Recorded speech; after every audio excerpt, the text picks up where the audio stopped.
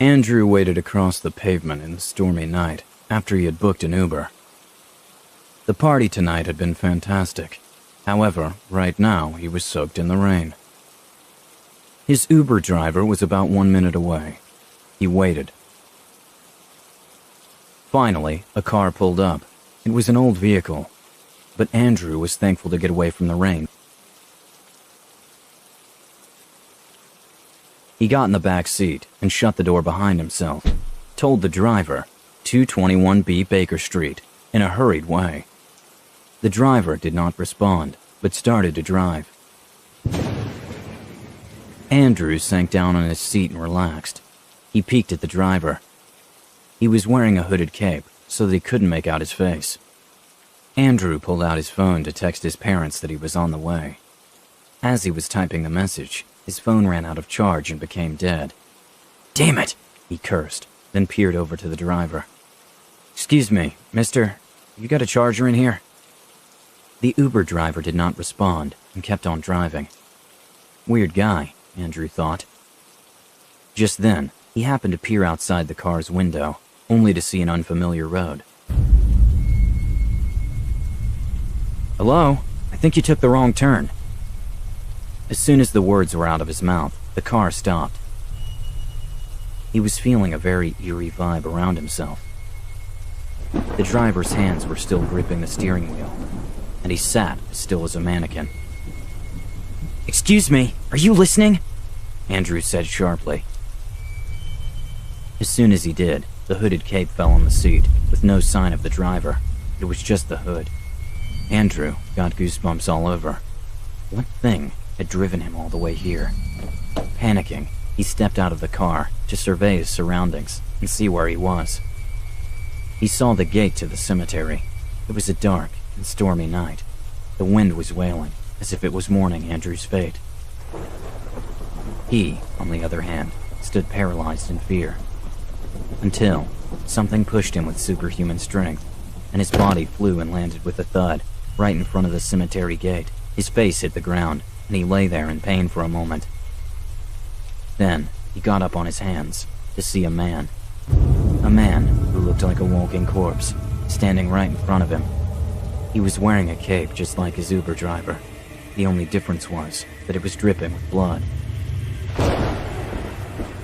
Andrew screamed at the top of his lungs and got on his feet. He ran to the car and got inside, starting the engine, but it won't start. He saw the driver making his way towards the car. His mouth hanging open, his eyes just black hollows.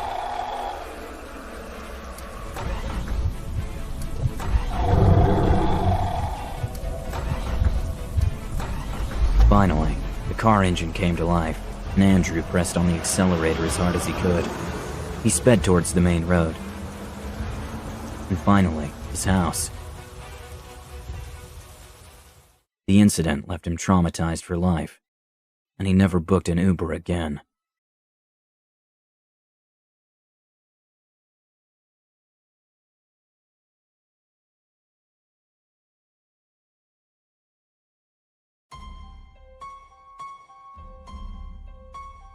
It's a scary paranormal story that happened to me in my sophomore year in college. It still gives me creeps and scares me to this day. It's a true story. Trust me. As New Year has just begun, I moved into the apartment. It's a 2-bedroom apartment with 2 bathrooms. Me and my housemate got our own rooms. Everything seemed nice and got along great for the first week. I would often wake up to sounds in the middle of the night coming from the kitchen, since my room was the closest to it. I always assumed it was my roommate having a late-night snack. After the second week, he told me that he was actually going to drop the university because he didn't feel so well physically and was kind of homesick. I was sad that he had to go, but I was a little excited thinking that I had the apartment to myself and wouldn't hear his midnight munchies. And that night, I woke up to noise from the kitchen again. I was a bit confused because I was the only one in the apartment. I was alone now. I then went to investigate and found a knife on the floor in the kitchen. I put it back in the drawer and went back to bed, thinking it might have fallen from the counter. A few nights passed and I didn't hear a sound, except for this night. I heard some sounds coming from my closet. It was about 3 a.m., and then I just felt a coldness around me, and my hair was standing up on my whole body when I woke up to see my closet. Suddenly, I saw a dark figure standing next to the closet. It looked like a Dementor from the Harry Potter movies, but it disappeared in a few seconds. I figured I was having a wild imagination. The next day, I felt tired from all my classes, so when nighttime fell, I knocked out in my bed. That night was the night I would never forget. I remember waking up to some noise coming from behind me. I woke up and I realized that I couldn't move. All I could move were my eyes. I was laying in bed in fear. My heart started to thump really hard. I felt a cold air behind me as I felt this person coming closer, but I couldn't hear any footsteps. That's when I realized the bed was shaking viciously, but it wasn't because of me. I tried to see at the corner of the room and I saw the dark figure from the other day. This time it had red eyes, like those of the devil. My heart sank when I saw it. Although I wasn't a strong believer in God until that moment, I closed my eyes and started to pray to God to help me. I started to remember my parents and friends. That's when I felt the figure stop. I just kept thinking of everything that made me happy and praying to God to help me. And finally, I felt the dark figure leave the room, retreating back to its corner. After 5 minutes, I was able to move my body.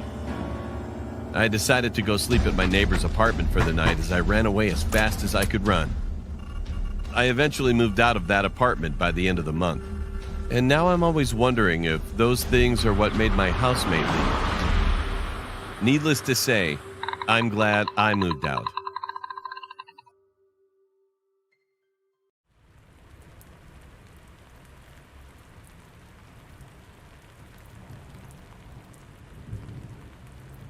During my holiday, I spent about 3 weeks in Japan.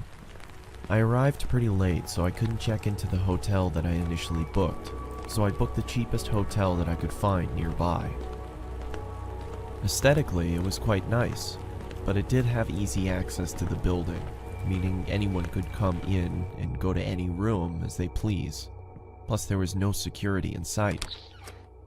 After arriving in my room, I ordered some food and watched some TV. I was still pretty jet-lagged from the flight, so I started to get ready for bed. As I was falling asleep, I felt the urge to double-check the door just to see if it was locked.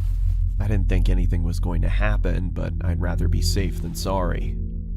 About 5 minutes after I checked the door, I heard footsteps outside. Initially, I thought it was someone leaving their room, but the footsteps started to pick up speed. The sound started getting louder and louder, and I started to freak out a little. All of a sudden, the sound stopped. I looked at the light shining through the bottom of my door, and there was a shadow of a person. At first, I thought it was room service, but it was too late for that. Or maybe it was some drunk idiot who was at the wrong room.